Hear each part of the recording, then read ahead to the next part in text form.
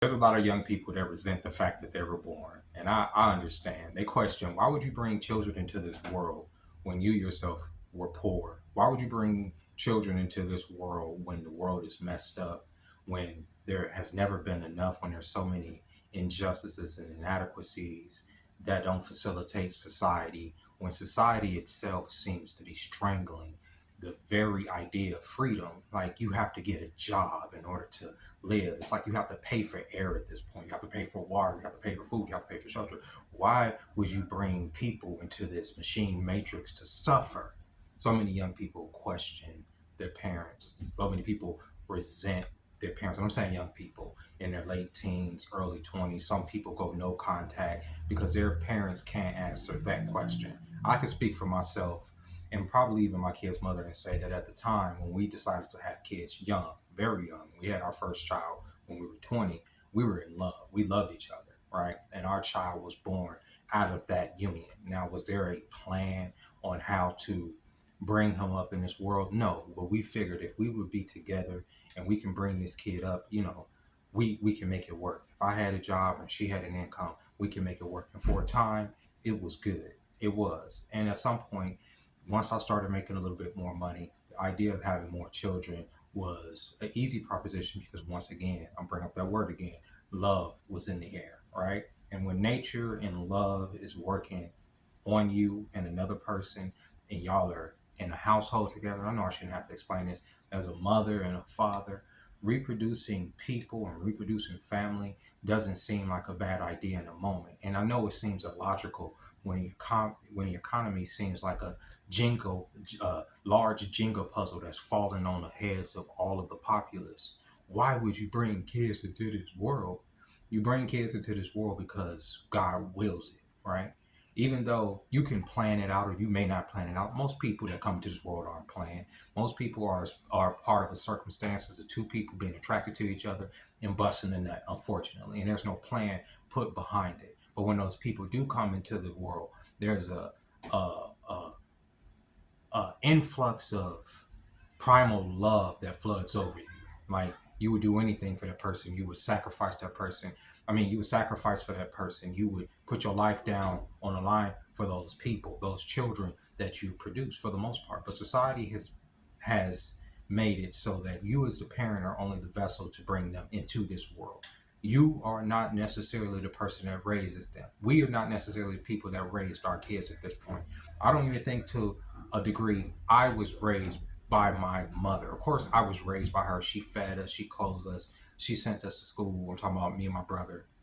But I think the public school system raised us and gave us our personality. Being around other people's kids that are being indoctrinated by the same state, the TV that was constantly on, cable TV, the different shows. We weren't even into the news or politics or anything like that, but the social engineering that came from a, a 30-minute episode or something with 315, with three commercial breaks in broken up and to give you information to go buy this or be a part of this trend. That's the generation that I grew up in. So indoctrination has always been there. Then you introduce the internet where my kids generation, for the most part, they came up in the internet generation and they were influenced by it. The parents had very little influence over who those people became to be because a lot of their personality was discovered through other means and through other ideas that wouldn't have been introduced otherwise if the internet wasn't there. It wouldn't have been introduced through TV. It wouldn't have been damn sure wouldn't have been introduced through us, the parents. But when people are on the line, the world is at your disposal and ideas can flood you. And sometimes those ideas can transcend anything that your parents can teach you or put in you. And that includes values, morals, standards, or even lifestyle choices that you choose to go with, right? We don't raise our kids no more. They're indoctrinated by the internet. And now that the state has pretty much seized the internet, they're indoctrinated directly by the state. The state picks these little subjects to put us against each other so that we don't pay attention to when they're doing all of the fuck shit by robbing the poor class, the middle class, the working class, and upper middle class of everything that our parents, grandparents, and great grandparents worked for, right?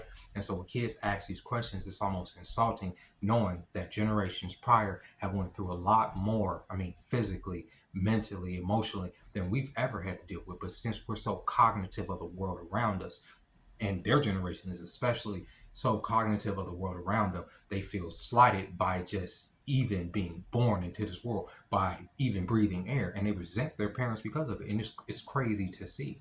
Why are you guys not trying to get the bag? Why didn't you try to get rich before you had kids? That's not how this works. If everybody was rich, if everybody could be rich, trust me, everybody would be rich. And if that was the case, if poor people should never fall in love, if poor people should never have children, there would never be people. What you guys are asking for is a future of death, a future of nothingness. If people are not born today, what is there tomorrow besides machines? And that's probably what they want. That's probably why they're making humanoid machines whose function mimics the movements and inadequacies of a human body, as opposed to making a machine that forms us and functions for an individual task that would do it so much better in that shape. No, they make humanoid machines to replace you. They make they take blood and they do these cloning things to replace you, because they know at some point we're not going to be breeding. Men and women are so at odds right now, and it's because of social engineering. It's because they put us that way. Kids and families are so at odds. Why? Because they've made it that way.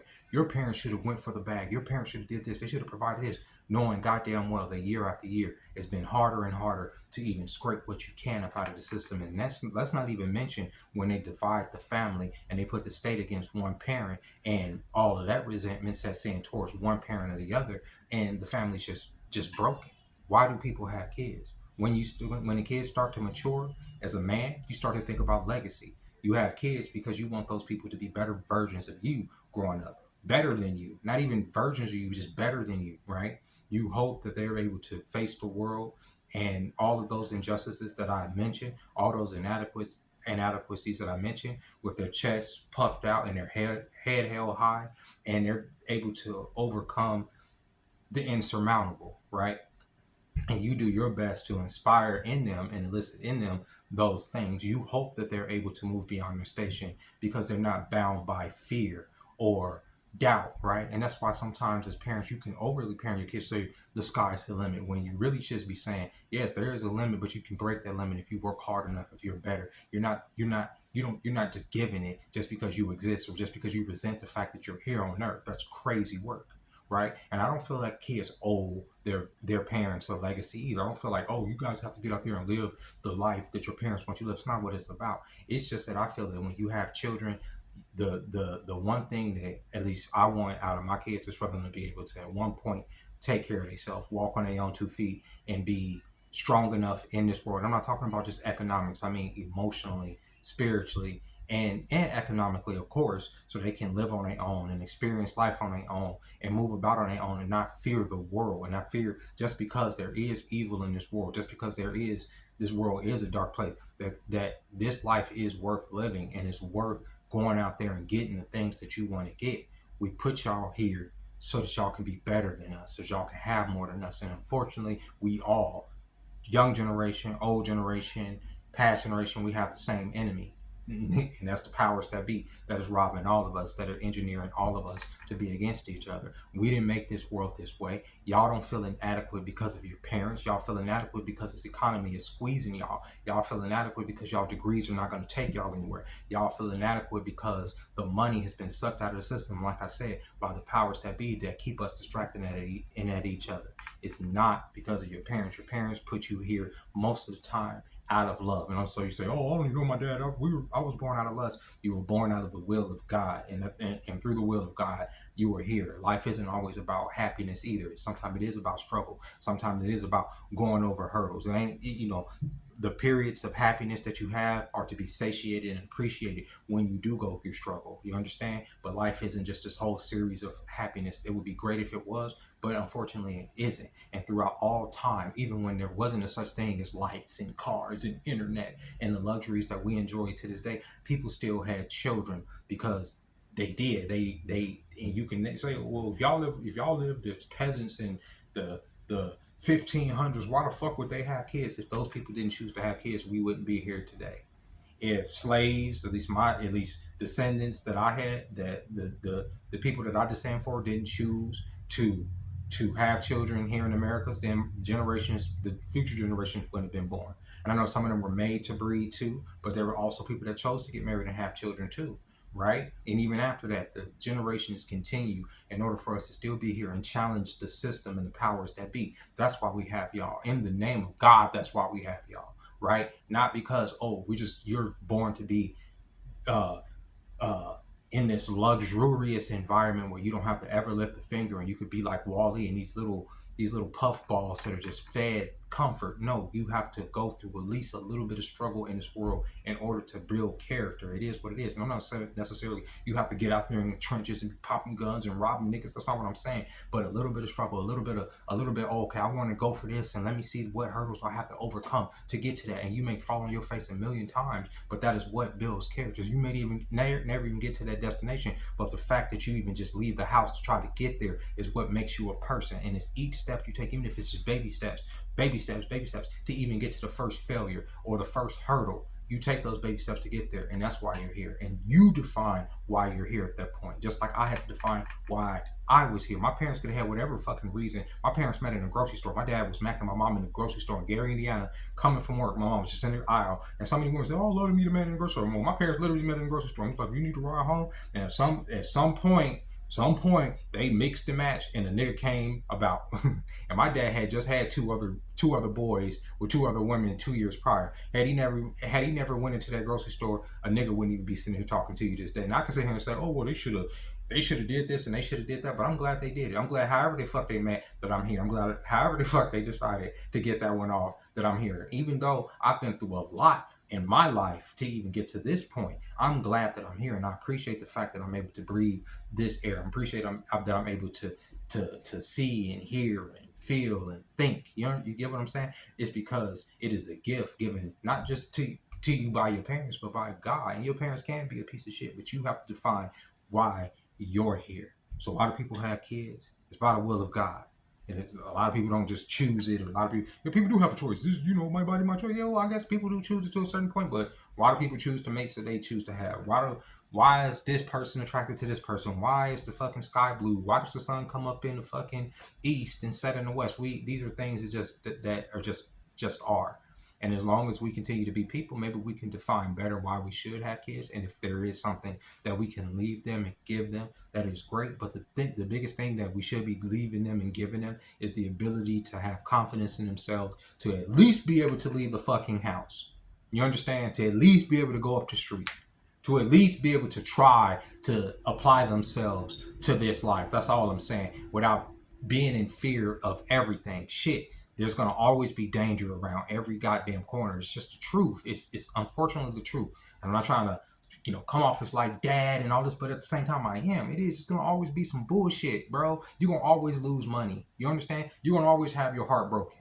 You're going to always feel like, oh, okay, I can't take that person over there because they're bigger than me. They will fuck me. You're going to always feel it's going to always be somebody stronger than you, prettier than you. You're going to always face challenges in this world. You're going to always be passed up for something. You're going to always be overlooked for something. That is the world. That's fine. That's great. But it's how you deal with it in that, and just dealing with it. Goddamn, even if your version of dealing with it is going in the corner and crying, that's dealing with it. You understand? That's dealing with it. That's dealing. Because you applied yourself. You tried. You fucking tried. That's it. That's all your parents want you to do is try. I know this world is fucking difficult, and for the Generation Z that we had, us millennials and Generation X, we had these Generation Z, we brought them into this world, and they have a lot of resentment for being in this time. But I tell them, y'all were born in a hell of a time, dude. Y'all were born after a lot of stuff that we took for granted, y'all didn't get to experience. And that wasn't our fault. We bear witness to the birth of the internet. And just like y'all are bearing witness to the birth of AI, there's nothing y'all can do to stop it, just like we couldn't stop the way society has turned out. We tried. Well, I don't even say we tried. We just lived. We just lived our life, and it just happened. Just like y'all are living y'all life right now, y'all doing the best y'all can, and AI is eating everything up. The generations coming after us could blame y'all. How come y'all even trying to stop AI? What could y'all do right now in this moment to stop it? What can y'all do? Nothing, right? And that's the same thing with us and how we tried to usher in the world for y'all. And honestly, in the early 2000s, you know, things, I mean, besides like 9/11 and the constant terror alerts and them constantly trying to throw fear on you that way, it was a time where a lot of people were getting along. Everybody wasn't into politics. People were in their own lane. People were able to mix and match. That's why so many people, you know, were able to have so many. We had so many different genres of music, and in it just changed, and it's so curated, and it's so toxic now, and it's got y'all believing that you guys are supposed to be born in a lap of luxury, and it's just not true. And with that being said, ladies and gentlemen, I hope you guys are enjoying this Friday. I'm thinking about going live later. If I do, it would probably be downtown. And with that being said, I hope you guys enjoyed this weekend. Happy Mother's Day. Call your mothers. If your mothers are not near, tell them Happy Mother's Day, because, yeah, we appreciate our mothers. And with that being said, y'all, I'll catch y'all next time. Bye-bye.